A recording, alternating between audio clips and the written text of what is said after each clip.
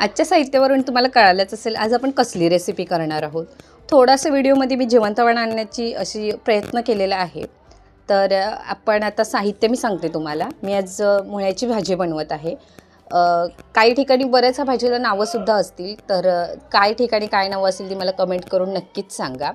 तर हा मी जो व्हाईट कलर घेतलेला आहे तो मुळा व्यवस्थित कापून घेतलेला आहे बारीक, आणि भाजीसुद्धा मी धुवून व्यवस्थित चिरून घेतलेली आहे। इकडे घेतलेले आहेत मी 2 मीडियम साईजचे कांदे, आणि त्याचबरोबर घेतलेले आहे काही मिरची, आणि इथे घेतलेले हे आपण खोबरं।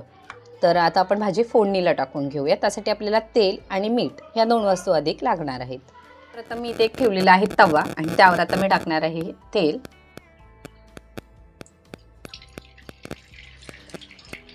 तवा व्यवस्थित गरम झालेला होता, त्यात आता मी टाकत आहे मिरची आणि कांदा एकत्र।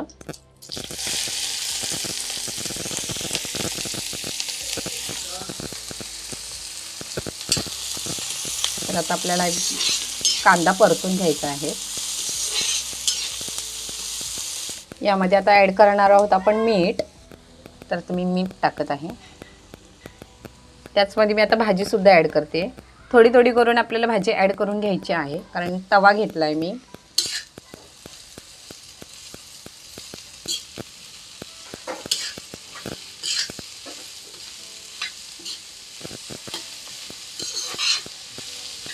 ह्यासुद्धा भाजीला पाणी सुटतं, त्यामुळे थोड्याफार प्रमाणात भाजीचं जे प्रमाण आहे ते कमी होतंच।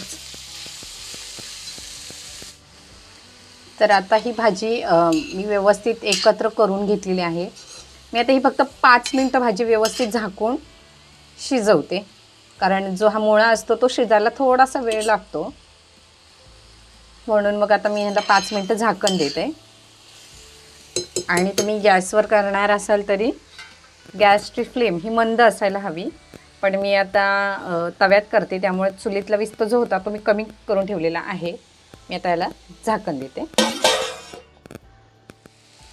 तर भाजीवरचं मी ढाकण काढलेलं आहे, आणि भाजी आता आपण एकदा परतून घेऊया। भाजीतला जो मुळा होता तो बऱ्यापैकी शिजलेला आहे। त्यामध्ये आता ॲड करते मी खोबरं।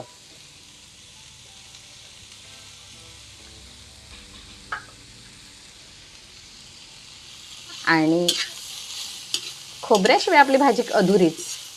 आता खोबऱ्या टाकल्यानंतरची जी चव आहे ना, आणि त्याचा रंग, एकूणच ती खूप सुंदर दिसते, आणि खाणाऱ्याला तर ती त्या भाजीच्या प्रेमातच पडावंसं वाटेल, इतकी छान वाटते ती भाजी।